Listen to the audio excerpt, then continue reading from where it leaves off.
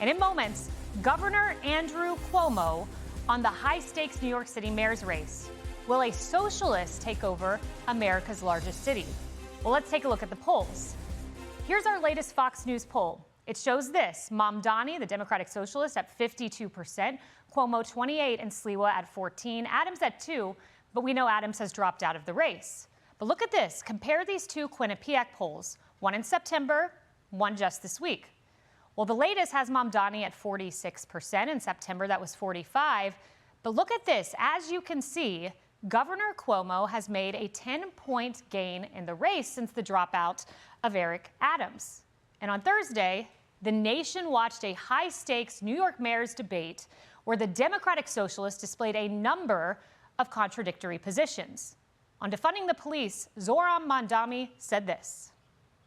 I am looking to work with police officers, not to defund the NYPD. Now, that's a rather curious position, considering that Mamdani tweeted this in 2020. In June, he tweeted that the NYPD was a racist, anti-queer, and a major threat to public safety. And in December of 2020, he says there's no negotiating with an institution this wicked, corrupt. Defund it, he said, dismantle it, end the cycle of violence. And then there was the crucial question of whether Hamas, a terrorist organization, should disarm. Mamdani said this to Martha McCallum on Wednesday. Do you believe that Hamas should lay down their weapons and leave the leadership in Gaza? I believe that any future here in New York City is one that we have to make sure that's affordable for all. And as it pertains to Israel and Palestine, that we have to ensure that there is peace. And that is the future that we have to fight for. But you won't say that Hamas should lay down their arms and give up leadership in Gaza. I don't really have opinions about the future of Hamas. No opinions on the terrorist. And then just over 24 hours later, he said this. Of course, I believe that they should lay down their arms. Now, that's quite a turnaround in a day's time. But think about this equivocation. You just heard the leading candidate to be mayor of New York City refuse to say that a terrorist group that strangled 9-month-old Kafir Bibis should put down their arms. That answer should be simple. But for Zohran Mamdani, it was not. And Governor Cuomo repeatedly pressed his opponent on his abrupt epiphany in his history of anti-Israel sentiments. Why wouldn't he condemn Hamas? Why wouldn't he condemn Hassan Piker? Why did it take us here tonight for the first time for him to say it? He still won't denounce globalize the intifada, which means kill all Jews. Just say, I denounce it. He won't do it. I'm joined now by Andrew Cuomo, former New York governor and candidate for New York City mayor. Governor Cuomo, thank you for joining us. Great to have you here today.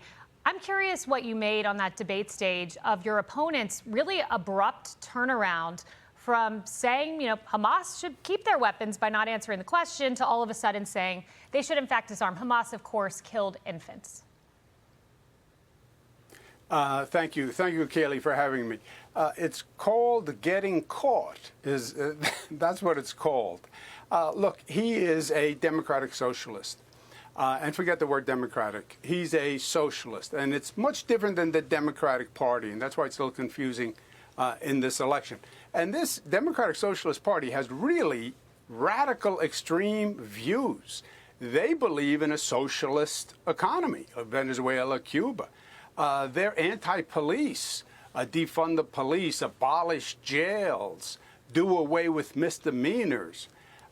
They are really radical and extreme, and that's his base. So he doesn't want to offend the base because they're radical and they're highly disciplined and they won't tolerate any deviation. On the other hand, it's totally out of step with New Yorkers and mainstream New Yorkers. So he's been trying to have it both ways. What happened on the debate stage, and hopefully the press actually starts to follow up and do their job. But you can't reconcile the two positions. And when he gets called on it, that's when he gets caught. So you note that he's not a democratic socialist and he's a full-on socialist. He claims, no, I'm a democratic socialist, there's a difference. But I woke up this morning to a clip of Mamdani, and here's his views on private property. Watch this. My platform is to decommodify it. My platform is that every single person should have housing. If there was any system that could guarantee each person housing, Whether you call it the abolition of private property or you call it, just a statewide housing guarantee, it is preferable to what is going on right now. We just heard him talk about the abolition of private property. I'm wondering why that's appealing to young voters in New York City. It's not, but they don't understand it. And if you read this, the DSA charter, which is all written down, Kayleigh, this is not interpretation.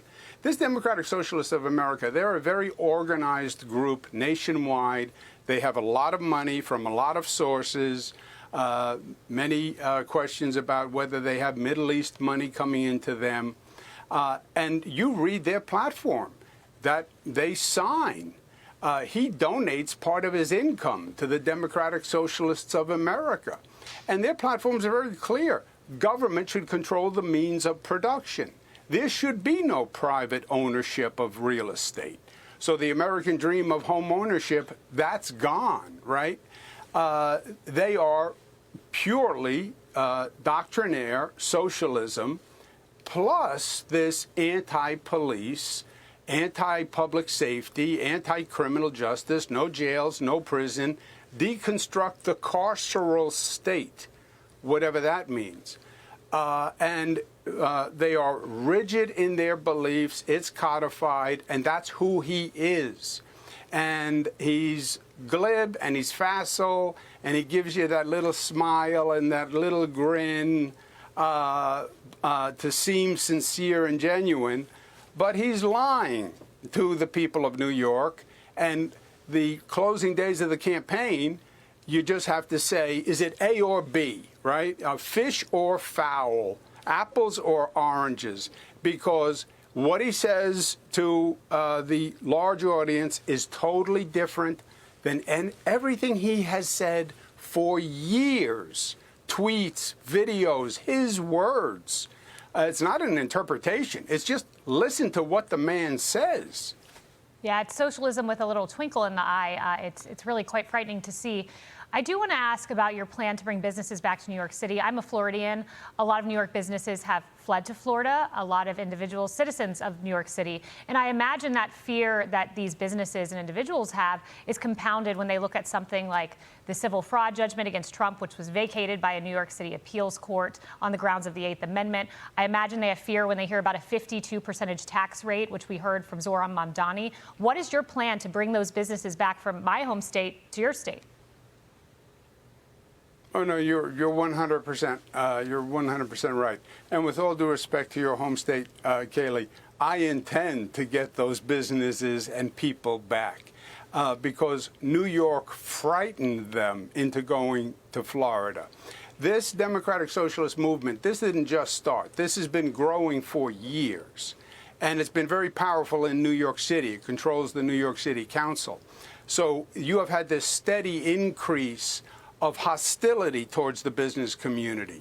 High taxes, high regulations, this mentality that business is bad, wealth is bad, redistribute wealth, tax the rich. We had a big project that could have come to New York that I worked on for a long time, the Amazon headquarters 25,000 jobs. The socialists stopped it. So they chased businesses away. I want to send a totally different message, which is who I was and who I am. We need business. Business is the engine that drives the train. This is New York. We're the capitalist capital of the country. We want entrepreneurs. We want talent. We want you bringing your business here. That's opportunity. That's growth. That's America. And New York is the crystallization of that concept of America. So I'm going to be reaching out to businesses and saying, we get it. I understand what happened. That was wrong. That far left extremism is gone. Come back to New York. We have taxes under control. We want to work with you. We want you to be a vital part of the community. And that's going to be my #1 priority as mayor. It's a big priority. I had your Republican opponent, Curtis Sliwa, on a few weeks ago. He makes the case that there's not a difference between Zohran Mamdani and yourself. Listen to what he said just a few weeks ago.